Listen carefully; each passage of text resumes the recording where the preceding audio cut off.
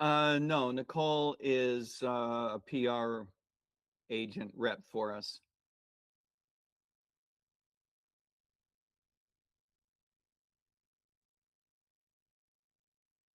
Hopefully, she would.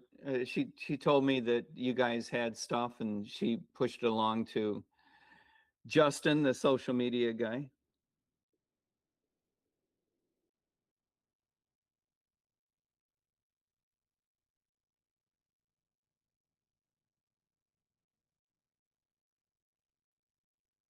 Looks good to me.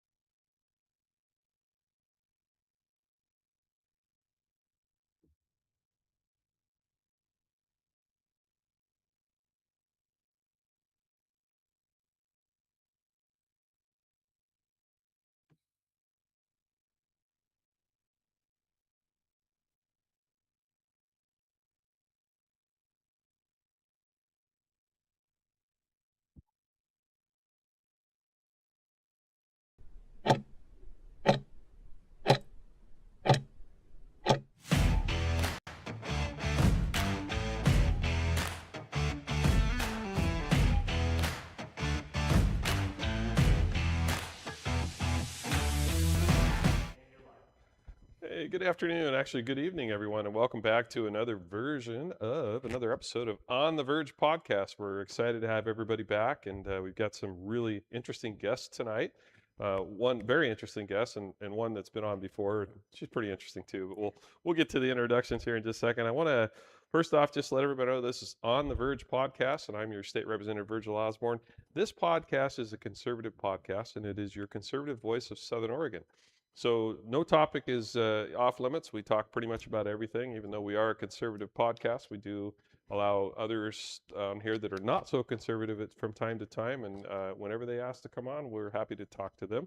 But we are your conservative podcast, and as I always say at the beginning of all of our podcasts, if you don't like what we have to say, please turn us off. Don't watch us, and come down here and see Justin and Jake, Spider King Studios and Little Mill Media, and they will put a podcast together for you. It's not free. But they'll put it together for you, and you can do whatever you want, say whatever you want. We are also live on Apple Music, Amazon Music, Spotify, YouTube, and please like and follow us on all of those. About 13 different platforms. Wherever you get your podcast, we're probably on it. And the more we can grow our following, the more our message can get out. So with that, I'm going to start out real quick. I want to introduce, I've already introduced myself. I'm Virgil, but I'm going to introduce our guest tonight. This is Mike Termott, if I think I'm saying your name right, Mike, correct? Yep. Nice to be with you. Yeah, thanks for coming on. I was excited because you're in D.C., right? You're on. I'm a couple hours south of Washington. I live in Eastern Virginia, about 2.5 hours southeast, east of Richmond. Okay, I was excited when your lady that handles your communications called me up, and she's like, "Hey, we want to put Mike on your podcast." I'm like, "So are you telling me that you guys listen to our podcast all the way on the East Coast?" And she's like, "Well, Everybody yeah." listens to your podcast. Everyone who's anyone listens to your podcast. I was like, wow, I'm honored. That's really awesome. And and again, it does go with what we are hitting 1 million people in our 90-day analytics. So our podcast is definitely reaching all over the country, definitely in Oregon as well. And I get people all the time that say, "Hey, we heard you, or we don't, aren't you that guy?" And I'm like, "Yeah, I'm that guy." So anyway, thanks for joining us tonight. I also want to introduce my guest, Gina. Gina, tell a little bit about who you are. Yeah, so anybody that doesn't know me, Executive Director for Glide Revitalization, also newly serving a dual role as the Executive Director for the Umpqua Economic Development Partnership, also on the board of the Transportation District, the Parks Department, and still doing EMS stuff on the side, and occasionally find time to sleep. So I was going to say, so you're not busy or anything? no, Yeah. not at all. So Umpqua Public Transit District, you're actually the chair. Yes. So yeah. that's an elected position, which is really cool. So thank you for joining us tonight too. It's always a pleasure to have Gina on here. She brings a whole other side of politics that I don't always get to see locally, and it's always nice having her on. And of course, my co-host, ever present, Trent Drake. Hey everybody, Trent Drake. I am Virgil's campaign manager. I'm also the current executive chair for the Douglas County Republican Central Committee. Thanks for staying with us all these, I can almost say all these years. It's been a minute. We're pushing 2 years. So I don't know how many, I think we're 59 episodes or whatever, wherever we are. But the podcast is doing well. I also want to remind everybody that tonight is a night you can ask questions. If you have a question for myself or any of us, or Mike as well, put it in the comments. I'm trying to watch the Facebook comments. Trent tries to watch the YouTube comments. I can't do both. And I also remind everybody that what you put on YouTube stays on YouTube, stays on Facebook for 30 days, stays on YouTube forever. And, there's always the armchair quarterbacks. We get those from time to time that like to make comments. We don't delete comments. So I know some people can't find them. My chief of staff was here last week and she explained to people how how you can find them, but they're on there. So if you make the comment, you write it down, it's there. And of course, please be respectful, because that's just common sense. So, all right, with that, I want to turn to Mike. So Mike, I've learned a little bit about you. I think Gina's done some research on you as well. I just don't know enough I'm going to start with a couple questions. So give me a little history. I know you were the former economist for was it the Bush Quayle committee or committee administration? I don't remember. So tell us a little history about what you do. I am a former professional economist and a long-term Republican. I worked for the White House in 90 and 91. I worked for the re-election campaign for Bush and Quayle in 1992 and spent a long time in Washington, D.C. after that, more than a decade on policy matters, mostly around financial services, and worked with a couple of other Republican presidential candidates. Had my own business educating financial services executives. I've taught economics at a couple of universities. And around the time I changed careers, I joined the Libertarian Party, mostly out of frustration with the Republican Party's position on fiscal matters. Remember that my former boss was the guy who had said, "Read my lips, no new taxes," right? I know that guy, or I knew that guy. and then subsequently agreed to new taxes. So yeah. Imagine that was a tough time to be a young, fiscally conservative economist in Washington and inside the Republican Party. I changed careers around 2010. Not only did I join the Libertarian Party, but I became a police officer. I went into the police academy. I was 49 in the police academy. I worked for 11 and a half years on the road in South Broward County, Florida, a very busy place for a police officer from the age of 49 to 60, which is to say until just a few years ago. Ran for Congress as a Libertarian in South Florida. I was the Libertarian Party's vice presidential nominee in 2024. And my team and I rejoined the Republican Party. For me, a bit of a homecoming. I joined the Republican Liberty Caucus with a team of 45 people. And we have been working diligently in the Republican Liberty Caucus to recruit folks to the caucus. Anyone out there who wants more information about the caucus, you let me know, and I'm happy to talk to you about that. So before you go farther, I'm going to ask you a stupid question. And again, I ask questions sometimes on this podcast because people legitimately don't know. And I know the difference, but I'm going to ask you this. What is a Libertarian Party? What's the difference between a Libertarian Party and, any other party, so to speak? Well, structurally, there's not too much difference. There's obviously a huge difference in size, right? Yeah. Imagine the Libertarian Party is probably on the order of, I actually don't know this, but I'm going to guess it's on the order of 1/100th the size of the Republican Party or the Democratic Party. Maybe it's larger than that in terms of membership, but in terms of getting results, because so often people vote strategically and don't like to waste a vote on someone they don't think is going to win. The Libertarian Party has a hard time getting votes in general elections. But the Libertarian Party is a party that styles itself as a party of principle, which I believe is accurate. Libertarianism is, I think, best described as traditional American policy. The Declaration of Independence and the Constitution are both accurately described as libertarian documents.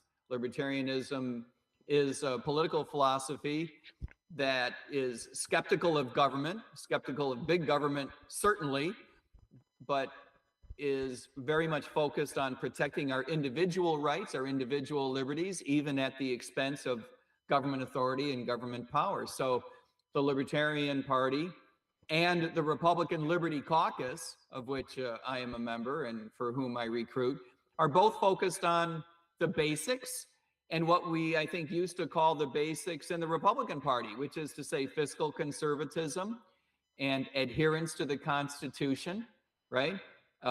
Support and respect for free markets. Yep. And a couple of things that we probably should have been focused on earlier, and you know, we're focused on now, but we probably should have been focused on earlier, protecting our medical freedom, right? Probably wish we had focused on that a decade ago rather than half a decade ago. But you learn the hard way what it is your government is willing to do to you. And we also believe in an America First foreign policy, which is to say, to be skeptical of too many foreign entanglements, which is not only what President Trump ran on 4 years ago, but what used to be traditional American foreign policy. So I think it would be a safe enough statement to say that most Republicans are somewhat libertarian as well. I am. I think smaller Yes. government would be better. Less government is better, especially in Oregon. We have plenty of government. We got enough to go around. If you need some government, we can send you some. Like, we have way too much. I appreciate that. We actually have our fill in Virginia right now. I'm sure you do. You know, if we need some more government, I will give you a call. Yeah. Well, if it's conservative government, you can send them our way. If it's not, you can keep what you got. Yeah, we don't have much of that to spare. I've got a great congressman and CD1 in Virginia. We're not giving him up, but I do fear that we are going to be losing a couple soon. So that's too bad. Yes, to your point, Virgil, I think it would be accurate to say, people get mad when I say this, which is part of the fun of saying it. Most Republicans are libertarians. And this is what really makes libertarians mad. Most libertarians are Republicans. Yeah, I agree. And That's what makes the members of the Libertarian Party mad, is when I say most libertarians are Republicans. Yeah. Well, I mean, you know, Reagan back in the day, right? I mean, it was a whole different animal back then. Yeah. You got a question, Trent? No, go ahead. Do you know? No. I don't want to hog all the No, show. I'm just listening, lunch and learn right All now. right. Okay. You made a comment that you talked about less time spent on foreign entanglements, and I'm probably going to step into a little bit of a hornet's nest here, but I'm going to go a little deeper. Stepping, don't worry. Yeah, I'm going to go a little deeper. I'm going to say that I think that the United States should be out of a lot of foreign policy. I think a lot of our tax dollars go to foreign policy that I don't agree with. And I think, and I will say, I do believe President Trump has uncovered a lot of that. Of course, he had Elon Musk working, you know, on some of that stuff as well. But I mean, we're talking billions of dollars that are going to countries that some of them I never even heard of to help, you know, I don't know. I mean, some of the crazy stuff, sex change operations, or God, what was there? There was just all kinds of nutty, crazy stuff. I think that America First policy is a good policy. I mean, you know, I'm not saying that I don't go so far to the right that I jump off the cliff. That I will never do that, nor will I ever be to the left. But I think America First should be the policy. I think a strong America makes a stronger world, which I think you're seeing with our military right now. I mean, people don't want to challenge our military because, you know, which is fine. We don't want them to. We don't want China to challenge us or anybody else. But a weak military and a weak America creates a weak economy worldwide. I just got to get your opinions on that. Go ahead, and I'll open up the can. You go ahead and. No, absolutely. I don't think anyone, well, I shouldn't say that. No one smart is suggesting that we should have a weak military or a weak military position. There's no real good argument for the United States pulling back from our obligations to help keep not only America safe, but to a certain extent, provide some leadership in terms of keeping the world safe. That doesn't mean that we should be spending money to keep other countries safe when they don't have an interest in spending their own money to do so, right? Which is why I get so frustrated with NATO, just as an example. And I think that Absolutely. we should be frustrated with plenty of other nations around the world as well. But the United States does not serve its own interests by putting its head in the sand and pretending that the world is not a safe place. No one is suggesting that. But the reason NATO is dead, effectively, the reason that Article 5 is no longer something that Europeans can or should trust is because it has not been in the interest of the United States of America for some time. And that is the Europeans' own fault, to your point.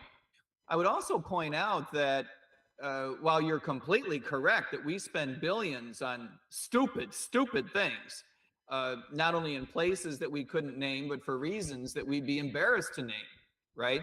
You put your finger on a couple, but the list is fairly long. Not only do we do all of that in terms of foreign aid in particular, but the truth of the matter is that we don't waste billions, we waste trillions. Yeah, you're right.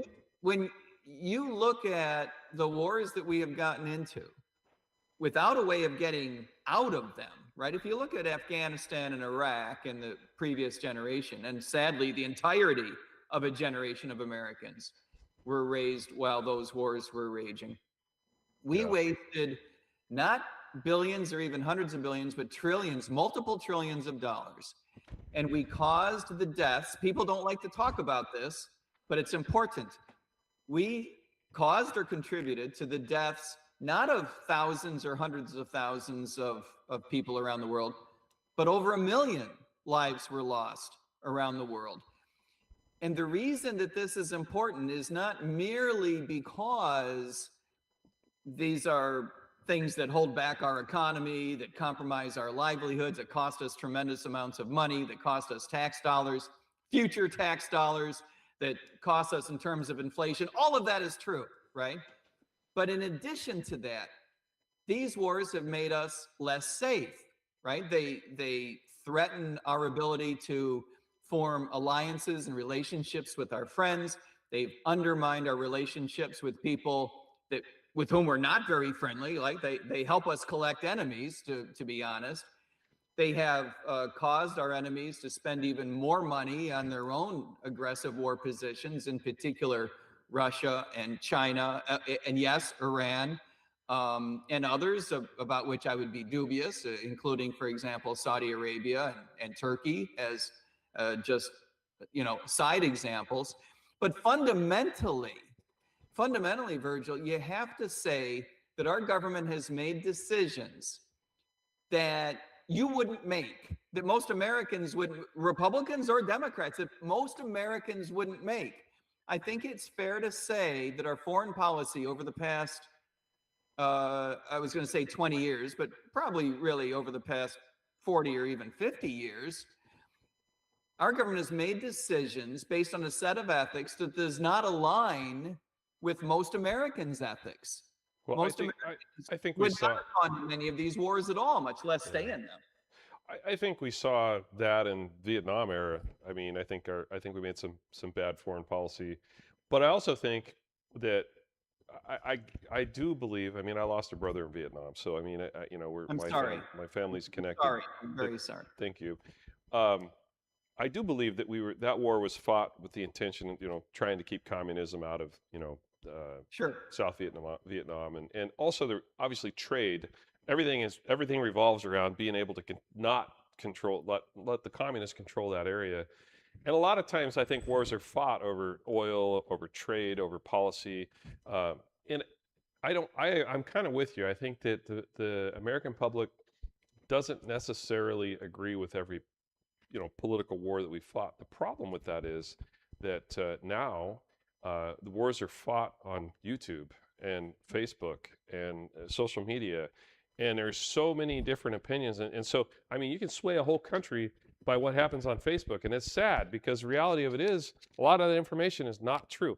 Fox News, CNN News, MSNBC, or selected in a way to give you a misrepresentation of what's actually going on.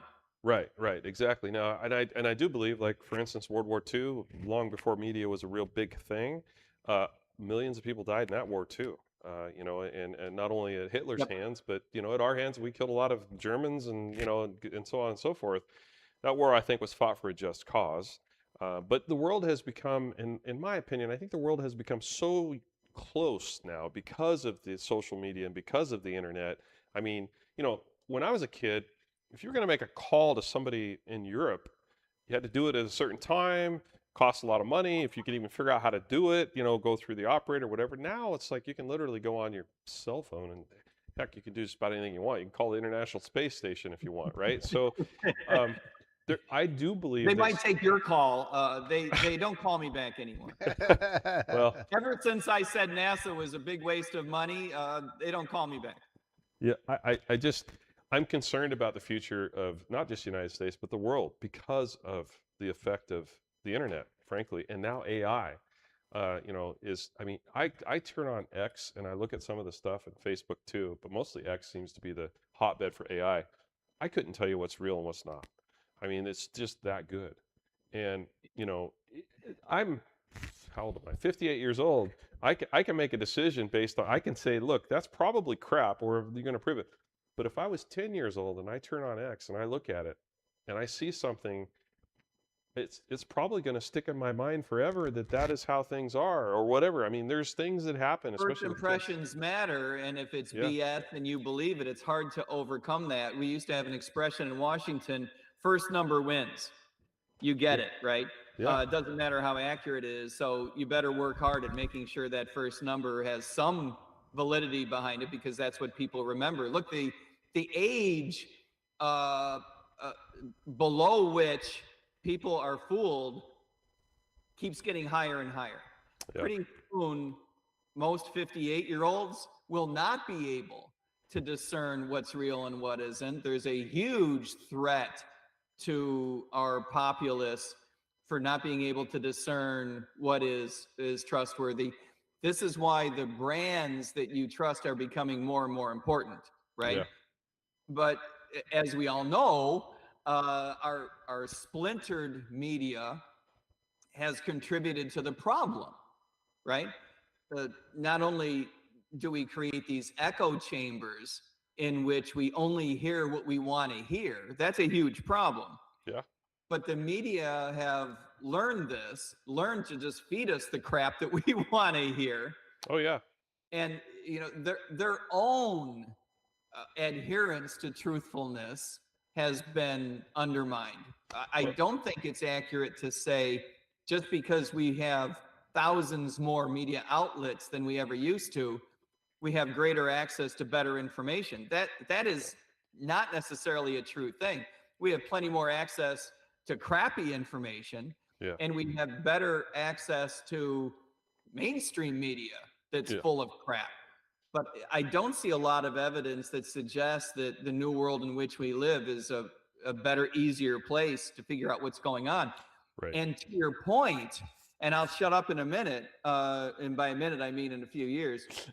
To your point, we are living in a very dangerous place. I would suggest that our foreign policy is riskier than ever, in part because our politicians don't have an incentive to solve problems. They have an incentive, assuming their incentive has always been to get themselves reelected, right? Sure. Now the incentive structure is such that they're incentivized to just say horrible things about people on the other side of the aisle. Oh. So strong our party politics, rather than solving problems, rather than getting together, rather than being required to form coalitions. Yeah. Our foreign policy is a problem. We have a second problem in the sense that the federal government of the United States is headed toward a fiscal collapse in probably less than a decade. Yeah. I don't think there are too many economists who would argue with me about that. And we have a third problem, which is that we are facing potential civil unrest that explodes every few years. And I fear, because increasingly we have governments willing to crack down in weird ways, I fear that will eventually lead to a spiraling effect and a scaling up of civil unrest in the future So, that I so, think is very potentially problematic. so before we go on to, I want to talk about the economy, but before we go on to that, I agree with you. I do believe, and I've seen this, that I think politicians a lot of times do whatever they need to do to stay in office. They don't necessarily do what's right by the people. And I have sworn and promised that I will never be that politician. In fact, I don't even like being a politician. I don't like to call myself a politician because I fight for the people. And you know, it's not always a fight. Sometimes it's, you know, I just do what the people want me to do. In general, I as a Republican, I should say as a conservative Republican in the legislature in Oregon, we don't. It's not like we make a lot of money, right? And I don't do it for the fame or the fortune because I don't need that either, right? I've lived here my whole life. Most people know who I am, but I sure see it in some cases. In fact, I see it especially the higher up the ladder you go. When I look at our federal reps, Wyden and Merkley, they don't fight for the people. They're fighting to keep their positions, and they're so dang old. I think some of them are trying to stay in the position so they can make sure that the appointment is a Democrat that's put in behind them. Because I can't imagine some of them being able to serve their whole terms because they're just, you know, they're just not there anymore.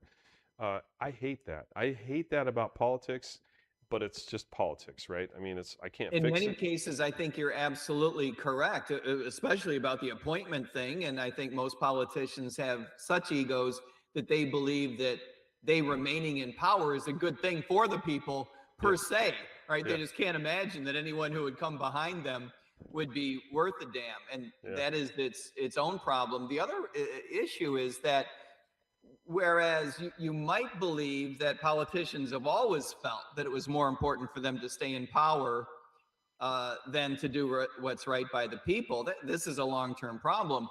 But in this day and age, our, you know, the polarization, I guess, is what you would say about our politics, the nastiness, the incentive to be mean to people who are not in your party.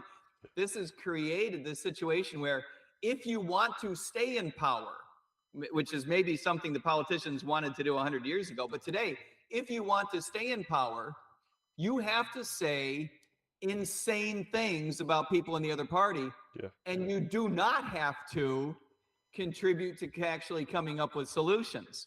yeah. And I think that makes today more dangerous than a generation ago, and certainly much more dangerous than a couple of generations ago. And I don't think you'll see that anywhere else as blatantly as it is in a blue state. In my opinion, I mean, it's just crazy right now, and you don't hear that from me.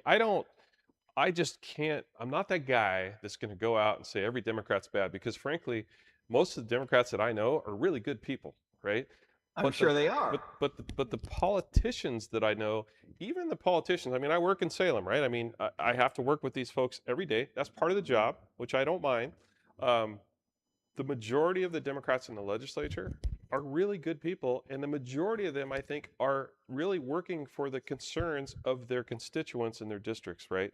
Maybe not statewide, but you know, if they're from Multnomah County, but there is that fringe, and especially in Oregon, where you have the super majority, that fringe drags the rest of them in, and they can't vote against them because if they do, the Speaker of the House will make sure that they are primaried, and we just saw it. We lost to Senator Janine Solomon, who was absolutely a great lady. She's a Democrat, wonderful lady to work with, moderate. We lost her to a DSA candidate. Yep. So we are going to likely have a socialist in our Senate, and it was all over the doggone data centers. That's what cost her her position, which we can get into that in a minute. I want to go back to the economy for a second. I have a couple of things too, Virgil. Go ahead, So, Gina. Yeah, Gene. kind of going back to a few minutes ago, you talked about the AI and social media and different things like that, and then Yeah. a 10-year-old can't tell the difference. And then you touched on civil unrest, and we also have covered, well, I mean, we've covered almost all of it, but we also covered foreign policy and staying out of it. So this kind of all ties together. So 10-year-olds do know the difference. The problem is they don't trust anything. Yeah. And they don't trust anyone, which Yep. is going to lead to increased civil disobedience, civil unrest, a disregard for wanting to follow anything or anyone because they don't believe it. They haven't seen, and I probably will make some enemies seeing this, but we have not had a lot of very good examples of good leaders. what we've seen is a lot of examples of people serving their own self-interest, being sensational for the sake of a soundbite, and Yep. being divisive for no other reason than to serve their own purpose, or like you Yep. said, to get reelected. Yep. So to that, going back to what you said about foreign policy and stuff, when we look at what our own morality and ethics are, I see somebody defenseless or helpless or getting picked on or bullied, right? It used to be we were taught you stand up for that. I taught my son, I don't care if you get your butt kicked, but you better stand up and say something. If it's a girl, if it's someone weaker, someone younger, if it's a friend, you stand up and you say something, because not saying something is just as bad as being the one to do it. Yep. My concern is that with social media, and if we stop being that nation, that when we see a country that cannot stand up for itself, or its people cannot stand up for itself, if we don't make some effort, we don't do something to at least stand up and say what is happening isn't right, are we perpetuating the mindset as a society that it's okay to be mean, nasty, ugly, you're sheltered by being behind a keyboard, and even as a world power, we have no responsibility to step in? Very good point. Yes, I think the short answer is yes. The application of that can get complicated because the nature of your question was to cover the whole range in terms of not only scope but scale. You know, the implication of your question, which is right in the money in my view, is that as individuals, we should say something when we see something that is wrong. As politicians, we should say something when we see our government doing something wrong. And at the same time, the implication is that our nation should do something when we see other nations misbehaving. Maybe. Well, we did that in the Iraq War, the first Iraq War, when they took the country of Kuwait. Like, when is our step-in point? At Yeah. what point do we The have reason a that we moral stepped in obligation? Kuwait was not a matter of ethics, however. It was a matter Well, of it was oil. making sure that everyone had access to oil, especially we had access to oil. Yeah. And that's one of the reasons why we stopped short of driving all the way to Baghdad and attempting to replace the regime. It's the reason we stopped, is because we had already accomplished our objective. And this is why there's been such a hot debate over Ukraine, for example. And remember that the reason, you know, our foreign policy is layered in the sense of how many mistakes that we make. The reason Ukraine was invaded is because they did not have the nuclear weapons that we asked them to give up, with the implication that we would protect them, and the promise from the Russian government that they would not invade them. Turns out everyone was fairly dishonest in making that commitment. There was no way to hold the US government to that commitment. There was no way to hold the Russian government to that commitment. And so the Russians, being one of the governments on this planet that makes ours look really smart and really ethical, invades Ukraine for, you know, fairly narrow historical reasons. I don't think there are too many Russians who would argue that that turned out very well for them. It's still not settled. It makes our problem in Iran look fairly small by comparison if you look at the huge losses that the Russians have undertaken. So the question becomes, should the United States have gone to war, or we still have the opportunity to do so, should the United States go to war with Russia over this? I mean, And I'm gonna say no, Right. but you see, that is where the logical conclusion of that argument leads, right? Yeah. If it's only a matter, and I'm not suggesting that you said it was. Believe me, I'm not trying to oversimplify the nature of your comment, because I think you're spot on. But if we were to carry that to its logical conclusion, every time we feel obliged to stand up for the underdog, you could end up in quite a war. Yeah. And the problem with the Russian government, for example, is that it has two characteristics, not just one, that are problematic. One is that they have nuclear weapons. The other is that they're dog shit crazy. yeah.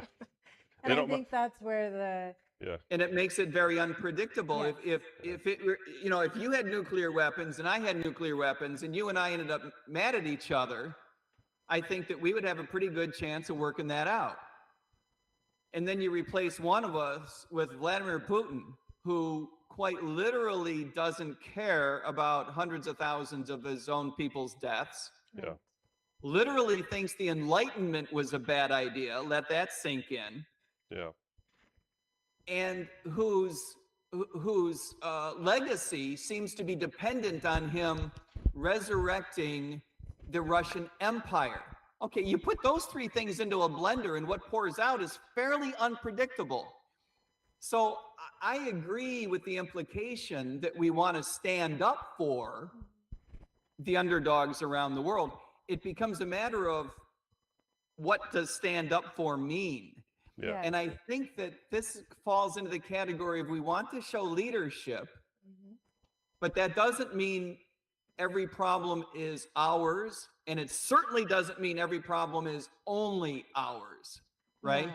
So if you tell me that the Germans and the Poles want to put together an alliance to face down the Russian army at the Ukrainian border, would we like to participate?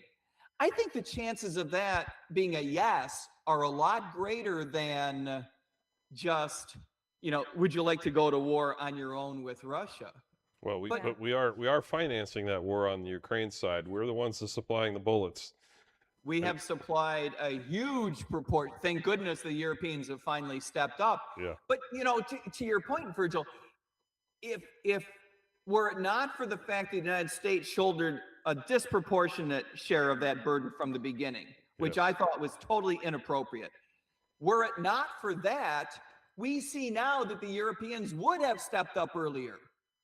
Well, they should have. I think They should Poland have. and Germany, Absolutely they should have. But and we even have the lots Britons. of people in the United States who say, no, the United States is the only one who could do that. We now know with certainty, with proof, that that was never true. Yeah. That the Europeans always had the ability to step up. They just didn't feel it was necessary because they got the defense for free Right. from the Biden Well, administration. if you just change the geography for a second and have that same crisis going on in Mexico that's going on there, we would be involved in it, right? That we wouldn't even hesitate to get involved Right, in it. can but- you imagine telling the French that they better send their army over here? Yeah, exactly. No, they You know, wouldn't good, come. Good luck with that. I don't Yeah. see it happening.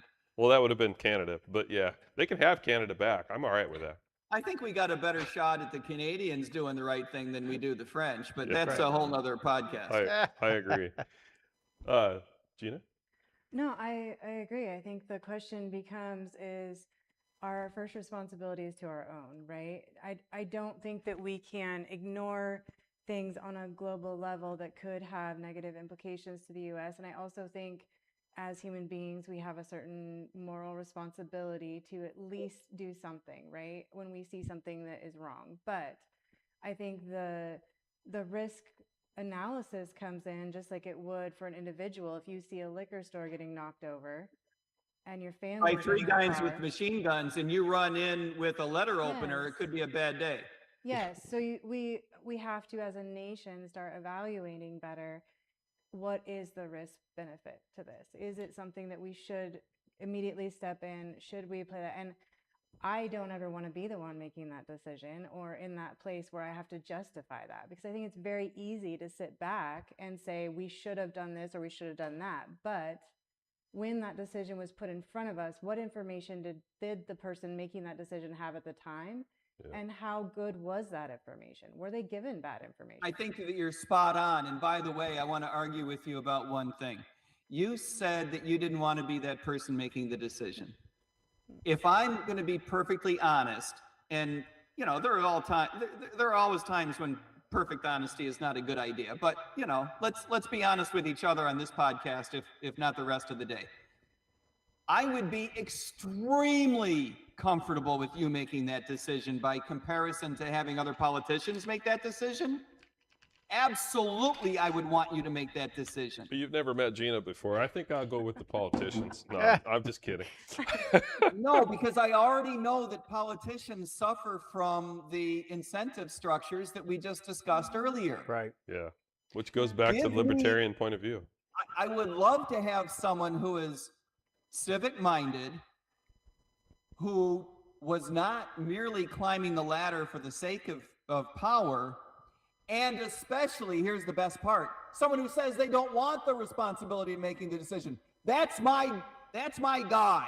That's my gal. That's my person. That's the person who should be making the decision.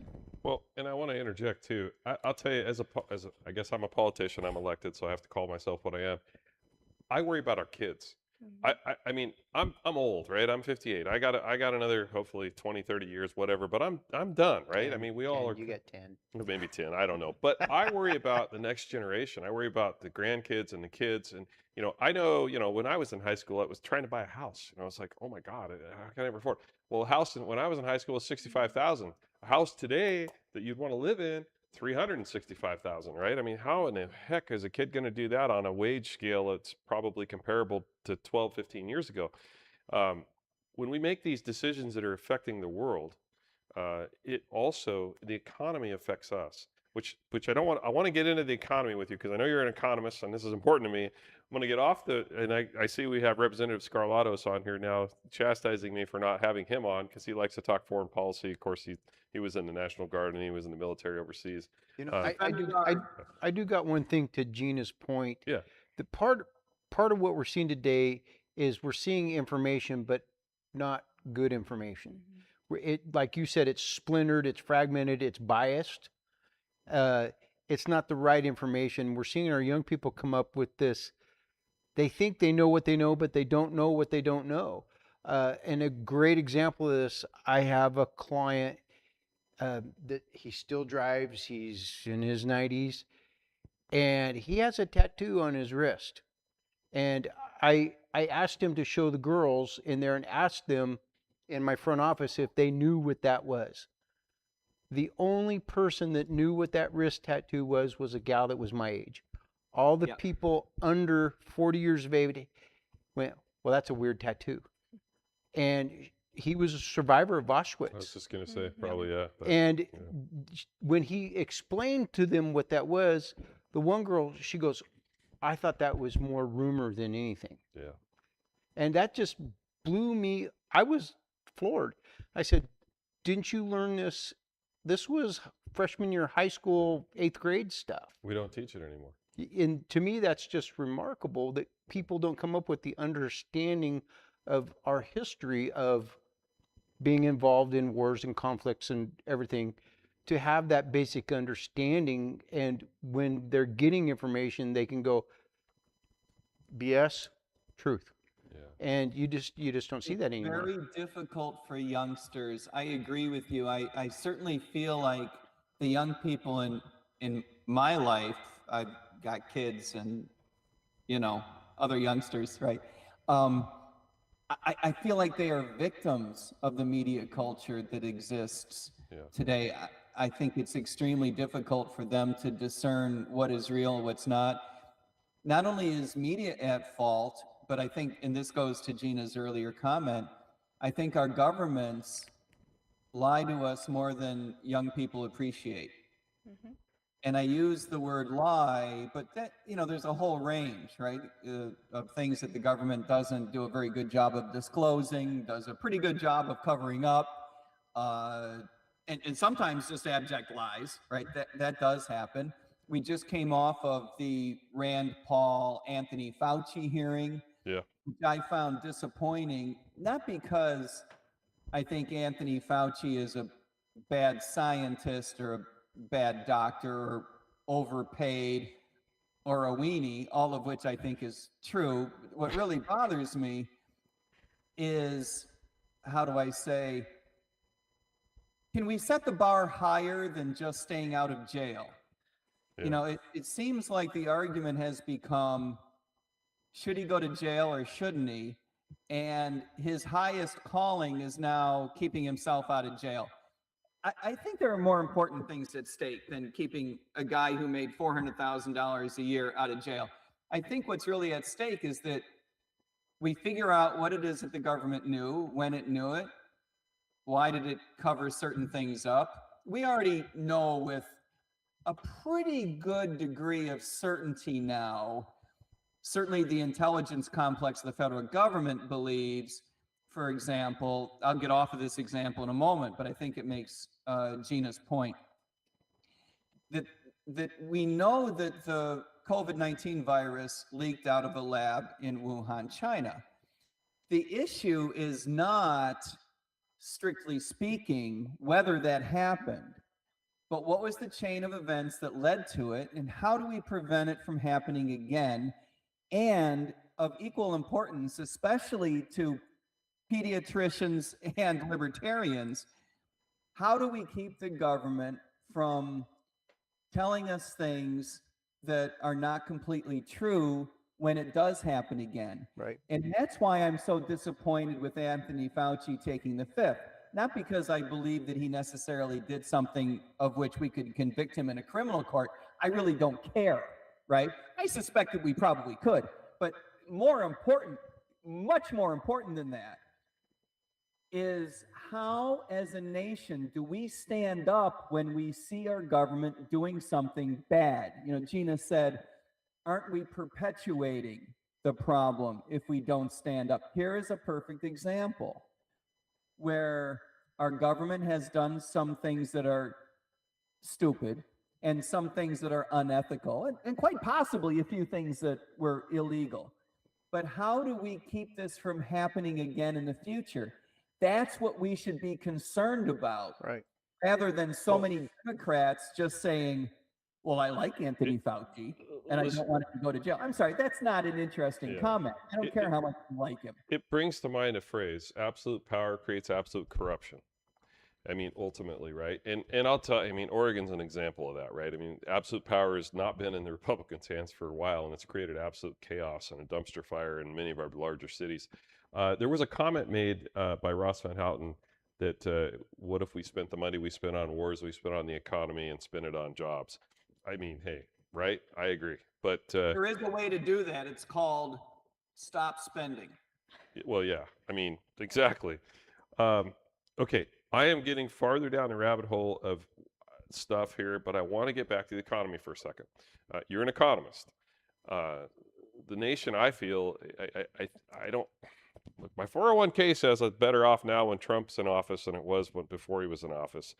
But our state, which I sat on the House floor and listened to 6 weeks after Trump was elected, I listened to the Oregon legislature, not even 6 weeks, because I went to the election, maybe a month afterwards when we were at in session. I listened to all of our Democrats say how bad Trump has been on our economy and he has ruined Oregon's economy. I'm like, to which I got up and said, he's been in office for 6 weeks. The economy in Oregon's been in the tank for 20 freaking years, right? So, and they don't like me for saying that, but it's the truth. I mean, oh, well, his tariffs, not a single tariff at that time had been actually established. They were just being talked about, but yet, you know. So you're an economist. What are we going to do about our country? What needs to happen to get our country, the economy, back on the right track? I have my own opinion, but I'd like to hear somebody who's way more We need educated. to stop spending so much money. Okay. Full stop. There is nothing in second place. That is what we need to do. If you don't do it, we're headed for a complete disaster. And I mean a thorough, unprecedented disaster. If you do that, if you do slow down the spending, we can avoid that and continue an entire century of prosperity. There is no other policy on which this turns. The tariff policy has been horrific, but 1/100th as important, right? Our military spending, hugely problematic, but not merely because of the wars, but because of its contribution toward total spending. We need to find a way, I believe the only way, to stop so much spending at the federal level is to institute an overall cap on spending, because the federal legislature is utterly politically incapable of going after program by program by program. right? Well, but hold on. Elon Musk did that. That was one of the first things that Trump. No, that's actually not true. Well, that's one of the first things they did was start opening up the books on a lot of. Hundreds of millions of dollars, sometimes a billion here and a billion there. That is not real money. You're Yeah. talking trillions. We're We talking need trillions. to- I get that. Yeah. I think there needs to be more of that. And I know Elon Musk was hated by many because just what little bit he did do, I thought was a good thing.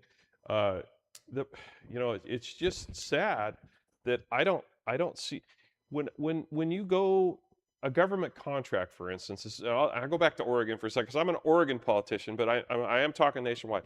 Let's just say, for instance, you want to do an ODOT contract in Southern Oregon, right? We want to, I don't know, fix a freeway or something for 2 miles.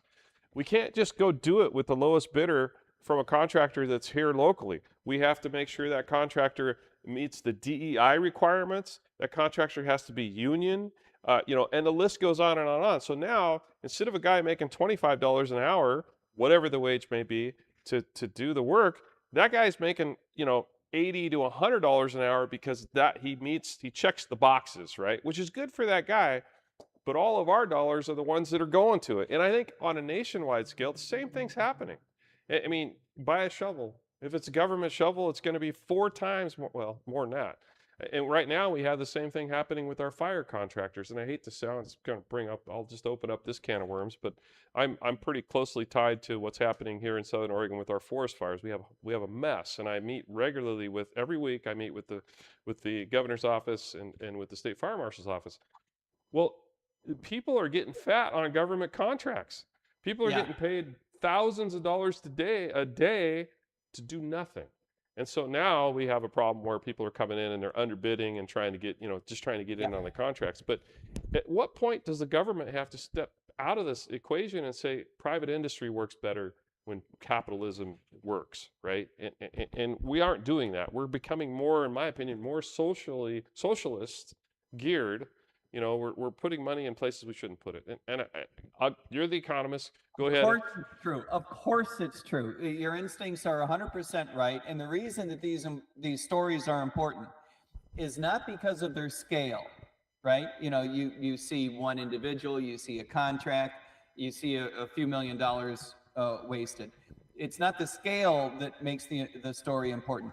What makes the story important is because it reveals the attitude of the government, that they are willing to spend your money in stupid ways in which people are not held accountable, in which the programs themselves are typically not held accountable, just because it made everyone feel good when we agreed to spend the money in the first place. It is that attitude writ large that has led us to the situation we're in now, which is to say approaching 40 trillion. I almost said 40 billion because I'm used to saying the word billion. Yeah. 40 trillion in federal debt.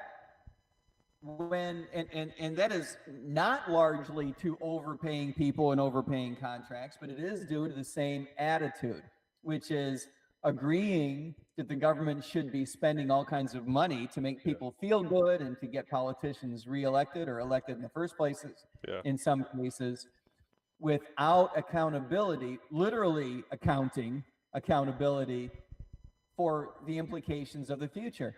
When the federal government finds it impossible to make an interest payment or a principal payment on the debt, I don't know whether this is 5 years or 15 years from now. I can tell you it's not 30 years from now, okay? There is no reasonable economist who would argue with me on this point. When the federal government finds it impossible to fully meet its financial obligation, that day is coming. There will be holy hell to pay. The federal government of the United States is the basis for the entirety of the world economy. Yeah. The dollar would collapse, the bond market would collapse, financial markets would collapse, meaning not only would we be thrown into a deep depression, worldwide depression, but it would be extraordinarily difficult to get out of the depression because the financial markets need to work correctly to get out of a recession, much less a depression. Yeah. They're not working. If the dollar is collapsing and the bond market is collapsing, you're not getting out of that. You're talking about undermining the economic welfare of the entire globe for the rest of the century. I don't think that people have any comprehension of the scale of the disaster that we're discussing. This is the problem. And it's all a matter of the government spending too much money. If you can cap how much money we're spending and then let the politicians argue about where they're going to find the savings, if they come to an agreement, you give everything a haircut, you've got a fighting chance. But you cannot grow your way out of it like some politicians would argue. Oh no, for sure.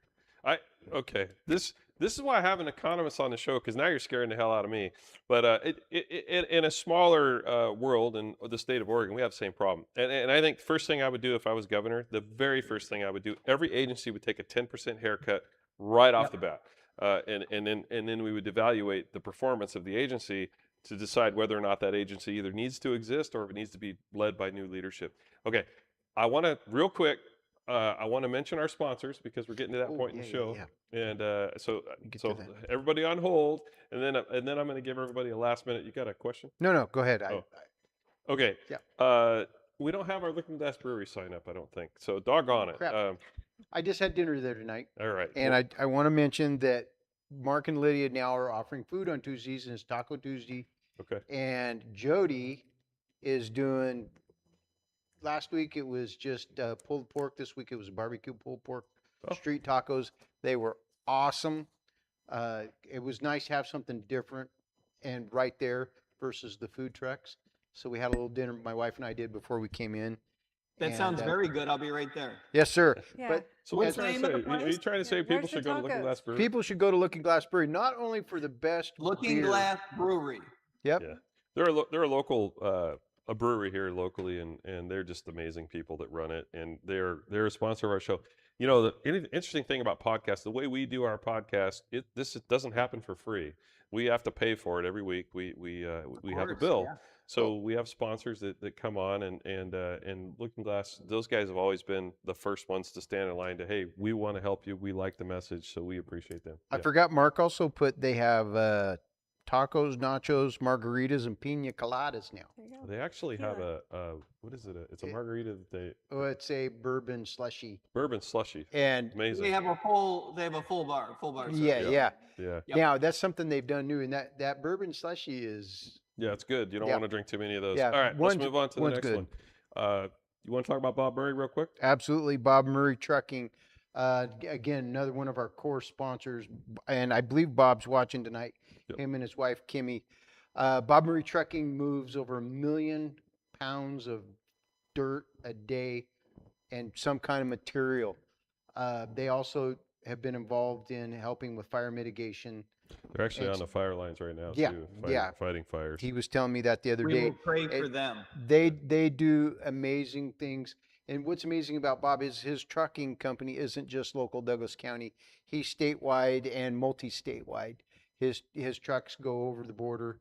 Yep. And he's just an amazing American success story, just like Mark and He Lydia. really at is. Looking Very Glass. conservative guy. Supports my campaign, supports our office and our administration down here, and we really love Bob. And Kimmy as well, his wife. She's amazing. She has to be amazing to put up with Bob, so we'll give her that too.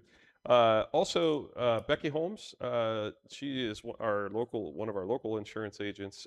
She has an ad, just move, don't leave your health care behind. Relocating triggers strict Medicare deadlines, and local plans are changing fast. Avoid dangerous coverage gaps. Get the facts with free Medicare first look. Protect your health and your wallet. Call Becky Holmes Insurance, 541-900-6001. Becky's been great. She's also been she's probably one of our longest term supporters of the show. She continues to be. And Phil named the show. That's true. I guess her boyfriend, significant other, Trent and I were Having a beer with him at Looking Glass Brewery, and Trent and I were like, "Hey, I need a podcast. We got to do this thing." And then we're like, "Well, what do we call it?" And Phil just out of the blue says, "On the Verge." I'm like, "Done."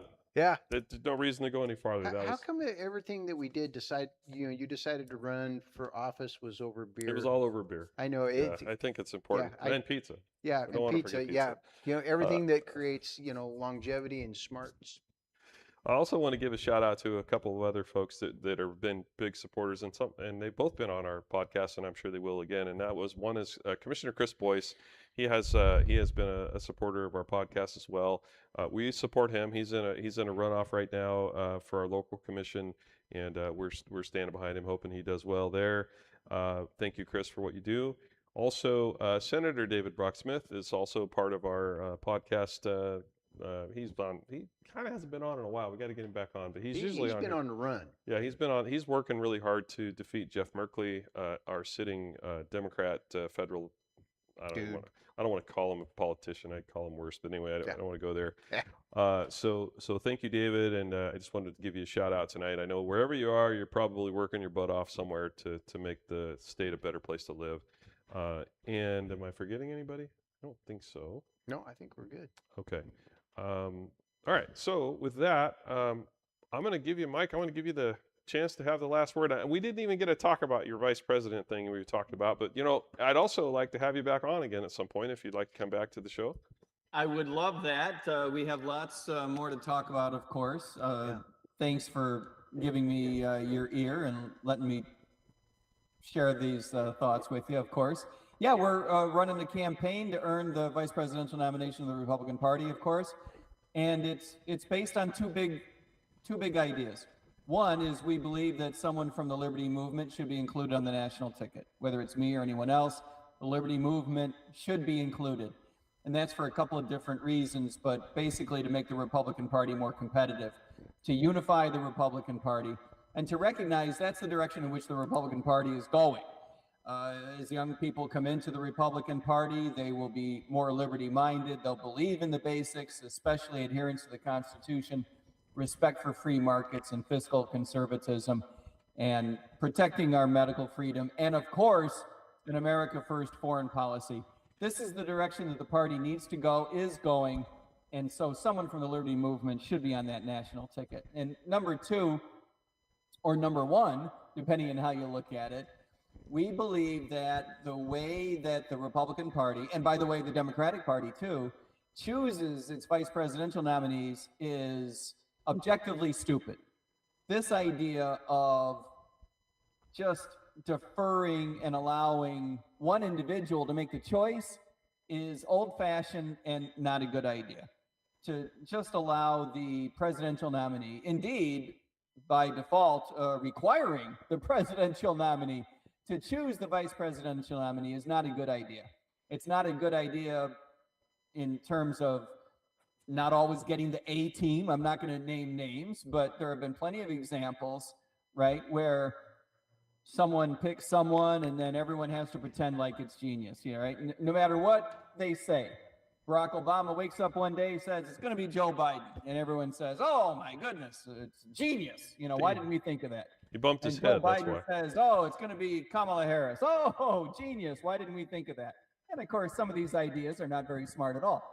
And so we believe that the national delegates at the national convention for Republicans, that'll be Houston in 2028, should have the responsibility of an open floor vote and picking the vice presidential nominee in an open, transparent, more democratic process, more legitimate process to represent the interests of the entire party.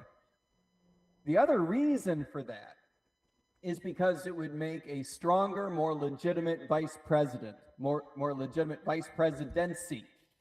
For those of you out there who are J.D. Vance fans, I know that's not everybody, but there are a lot of people out there who are J.D. Vance fans. I would argue you would be getting even more J.D. Vance today than you are getting if J.D. had been picked by the entirety of the party rather than just one guy. No matter what you think of that one guy, that's terrific. But imagine if the entire party had weighed in and J.D. or anyone else, right, had been selected by the entirety of the party's delegates, a couple of thousand people at the convention. It is the way that it should be to make our party more competitive and to help our grassroots support. It would help fundraising. It would be good TV, by the way. It's just a better process. And that's one of the things that we're campaigning on. It's interesting. I don't know that I agreed with you till now. I don't know that it's such a bad idea, actually, now that you put it that way. Anyway, more to come on that for sure. I have an announcement to make here before everybody bails off, but I want to give Gina a chance to have a word if you have anything you'd like to say in closing. I have probably a million more questions. Yeah, we need more Mike, time. Yeah, I can ask later too, but the only comment or kind of thing I'll put out there is my concern, and I may be something that's inevitable, is that with the cuts you're talking about that need to happen in order to prevent the collapse, is that inevitably going to bring about the collapse? Because I think when we look at where we're at in a society and the fact that we have put so much out there in social services and support, and that is where we probably need to make the majority of our cuts, is that may initiate a collapse. And I think the question then becomes, which one's going to be worse, right? Is that one recoverable and we can bounce back from it, versus the collapse? You mean you're a talking recession about? caused by Yes. cutting the government spending? Yes. For instance, the Yeah. hospitals. Yes, we weather recessions all the time. I think Yeah. it's an excellent question. We weather recessions all the time, even profound recessions. The recession, for example, tripped by the COVID-related shutdowns was horrific. It was a massive recession. We bounced back from that because, well, mostly because it was relatively short-lived. The Great Recession of 2007, 8, 9, 10, we weathered that. That was pretty bad. Could there be a recession worse than that because of government cuts? Absolutely, there could be. But if financial markets were working correctly, if the federal government didn't collapse, we would eventually recover. It might take a while.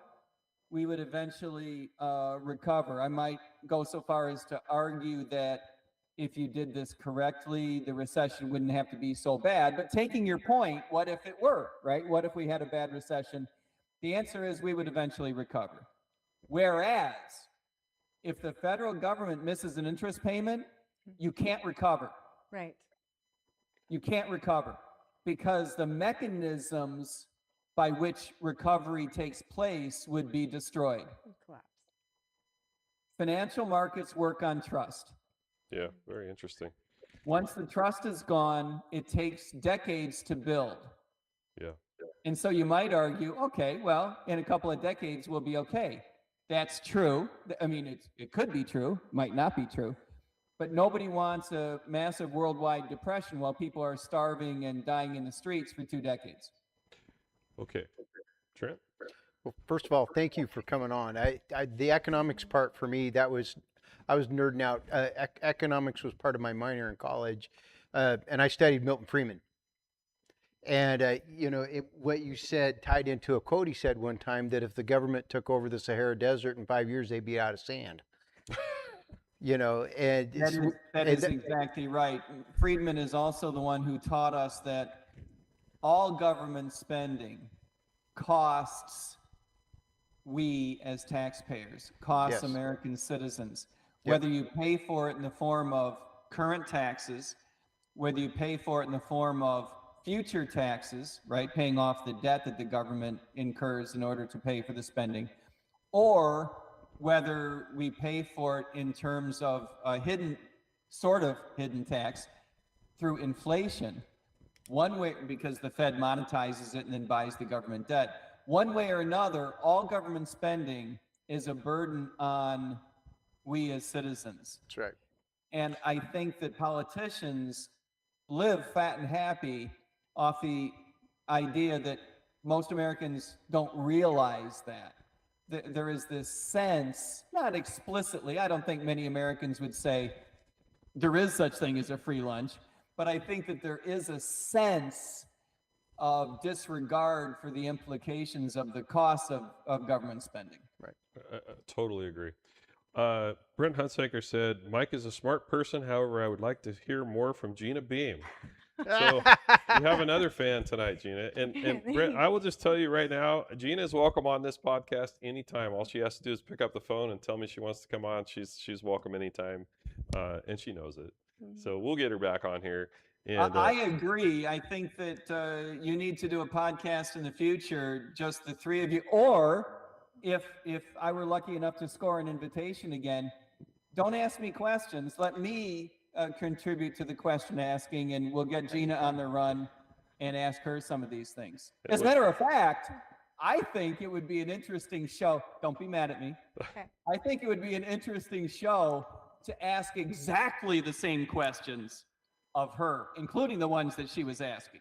Hey, let me tell you, Mike, you're welcome back as well. And she now she is one of the financial development leaders in our community. So we're going to hear more from her because even if she doesn't want to, we're still going to ask those questions. So, Perfect. but she's an open Next book. time I'm in Oregon, which isn't often, I was born in Portland and only spent the first 2 years there. But next time I'm in Oregon, I want that seat she's in. She goes into a different room, gets on a camera, and she does the pretend remote thing, and we grilled Gina. What do you think? Hey, It doesn't sound like as much fun. I think Hey, it does. it's definitely yours for sure.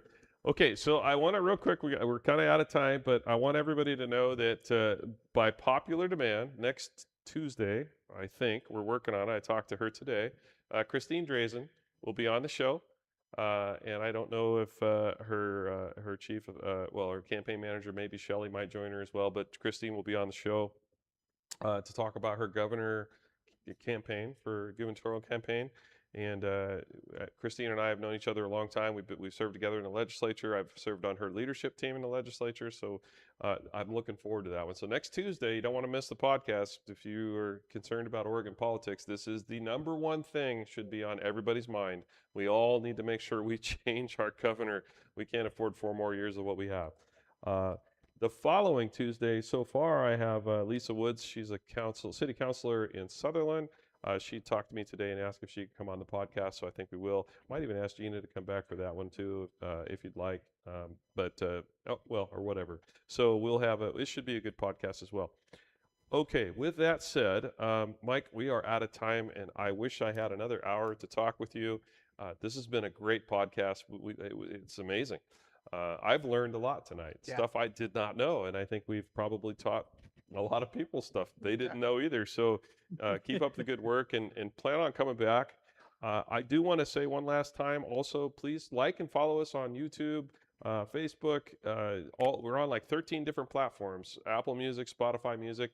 The podcasts stay up there forever. So if you're just driving to work or driving out of town or whatever, jump on there and listen to some of the stuff. If you like us, we'd love to have you part of our fan club, so to speak.